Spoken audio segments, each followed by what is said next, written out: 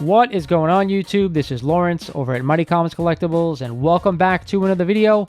You guys know what day it is. That's right, we're here for the Hot 10 Comics of the Week, the breakdown. If you guys aren't familiar with what I do in this video, I take the 10 hottest comics according to the Key Collector app, and I go through them one by one, letting you guys know if I'm a buyer here at these prices or if I'd be staying away or possibly even selling. But before we get into the video, like we always do, if you are not a current subscriber of the channel, guys, and have been digging my content, I want you to go in and click that subscribe button for me. I want you to tap that like button because it does help the algorithm out. And of course, I want you to turn on notifications because it'll let you guys know when I post new videos. Also, I have started posting new key issues comics for sale on my website, mightycollects.com. I still have about a short box left to add, so keep checking the website because there is some great stuff coming up soon. With that said, we're jumping in here at number 10. It is a copy of Avengers number 62 and the first appearance of M'Baku and a CGC 9.2. Just sold last week for $1,200, up 122% since 2021.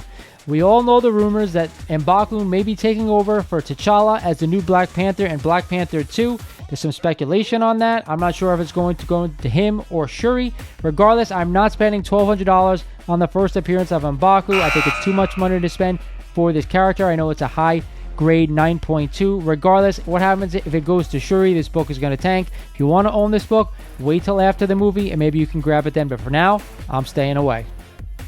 At number 9 this week is a copy of Thor number 134, the first appearance of the High Evolutionary. Now, there was a big rumor that he was going to appear in Doctor Strange Multiverse of Madness, and of course that didn't happen. And now there's another rumor saying he's going to appear in Guardians of the Galaxy Volume 3. Regardless, guys, you can't be chasing books according to all the rumors out there because Ghost Rider was supposed to appear in Multiverse of Madness, and that didn't happen either. Regardless, a CGC 8.0. Just sold last week for $1,100, down 9% since September. This is what happens when we chase key, guys, because of rumors. This book is down 9% in just about 6 months. I'm not too sure why it's on this list at number 9. Regardless, I wasn't a buyer then, and I'm not a buyer now. Stay away from this book. Even if the character does show up in this movie, I don't expect it to be a large role, and this is way too much money to spend on a tertiary character.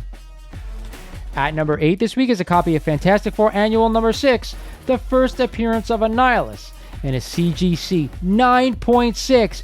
Just sold last week for $17,000, up 136% since 2019. Now, it has been 3 years since we got the last sale at a 9.6, but $17,000 is a lot of money to spend, and probably most of the people out there aren't going to shell out that kind of bread for this key. However, if you can find a nice medium to low grade copy for cheap under GPA, I think this is a nice spec book to have in the future, especially with the Fantastic Four coming soon. So if you can pick up this book, yes, I'm a buyer under GPA. Remember that. At number 7 this week is a copy of Batman number 251 and this classic Neil Adams cover and the new Joker of this era, and a CGC 7.0. Just sold last week for $900, up 3% since July. Now, I hate to say this, but I think all the Neil Adams keys will be jumping up in price because of his death. Unfortunately, they should have gone up a lot earlier while he was still with us. These are some of the most amazing classic covers you will ever see in the comics industry. I do own my copy of this book. Mine's probably around a 3.5 to a 4.0. I have a raw copy. Regardless, I definitely want to own this book, and it's up to you guys if you want to pay the high price that this book is going to go for in the future. I do think it will always be worth it. Am I a buyer of it? Yes, I am. Just be careful on the grade that you want to buy. Make sure it's worth it. But yes, I'm a buyer.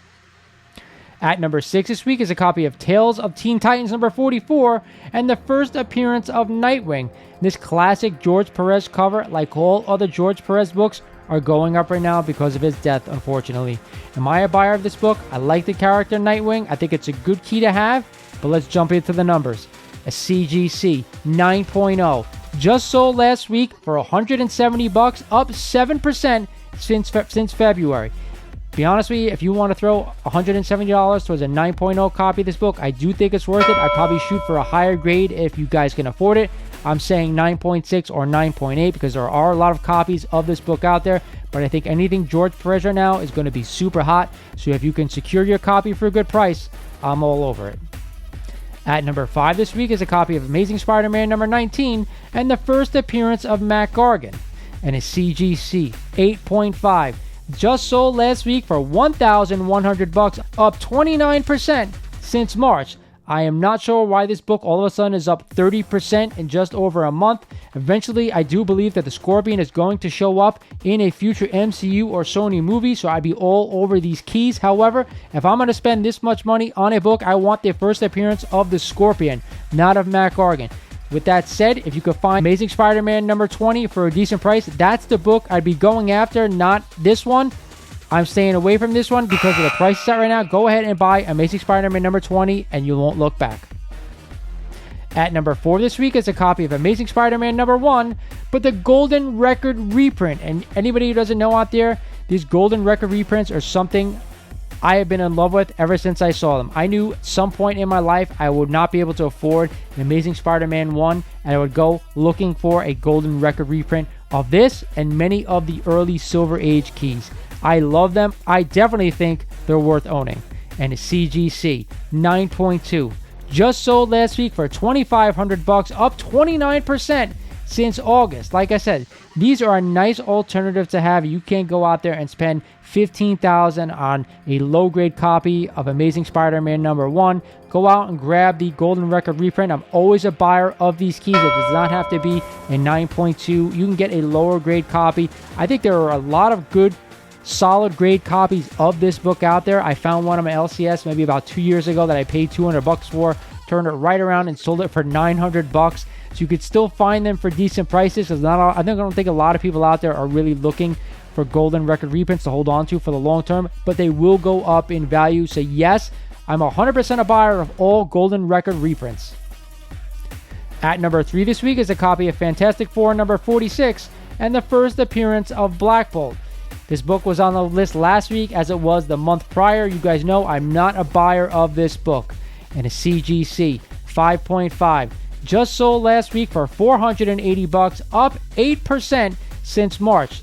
You guys know they did Black Bolt dirty in Doctor Strange Multiverse of Madness. I wasn't a fan how they used that character. I hope he does come back in a future movie, although I don't think it's going to be anytime soon. This book hasn't really gotten a big jump before the movie, after the movie. It's just kind of staying stagnant. I would not be a buyer here at these prices. If you want to own this early Fantastic Four key, go ahead, keep it in your collection. Just don't do it for monetary reasons. But for me, I'm staying away. At the 2 spot this week is a copy of Star Wars number 2, the first appearance of Obi-Wan Kenobi, Han Solo, and of course, Chewbacca, among a slew of others. And a CGC 7.5. Just sold last week for $180, up 6% since April. Now, I got to ask you guys, for anybody out there going and buying this book right now, where have you been for the past 50 years, right? If you wanted to buy this early Star Wars book, you probably should have done it already, even though it's still a cheap book at high grades. I'm not going out there and spending $200 on this book. However, if you're a major Star Wars fan, you probably own this book already. But if you want to jump into the Star Wars game, go right ahead. I'm not going to stop you. For me, it's just not what I collect. But good luck to you guys. And at the top spot this week is a copy of Ghost Rider number 1, and of course the first appearance of Ghost Rider in his own title. And a CGC 4.5. Just sold last week for $559, up 19% since January. I gotta say, I think all things Ghost Rider are super hot right now. If you could find this book for a cheap price, I would definitely pick it up. However, if you're gonna spend close to $600, why not save more and try to get the first appearance of the Ghost Rider Marvel Spotlight number 5? I think they're both great buys right now. I'd rather have the Marvel Spotlight 5 if you want to own a Ghost Rider first appearance, but if you can't do the $1,500 right now and you want to own the Ghost Rider 1 for mid-grade, go right ahead and grab it. But again, if you could get the first appearance, I'd rather have that book. But either way, I'm a buyer of this one and Marvel Spotlight 5. That's it for the list this week, guys. I hope you enjoyed it. There are a lot of great books this week on this list. There's slim pickings out there right now on what I would be buying and what I wouldn't, with the market starting to pull back in.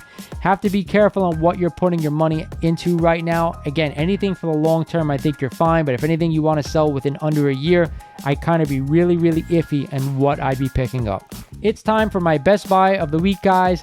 After going through this list and really thinking about it, I'm still think that the best buy for this week has got to be Batman number 251 and this classic Neil Adams cover. There's a lot of good books on here that I really had to think about what I think the best purchase would be over the long haul, and I think Batman 251 is only going higher from here. With that said, this is Lawrence over at Mighty Comics Collectibles saying thank you for watching, and I'll talk to you guys soon.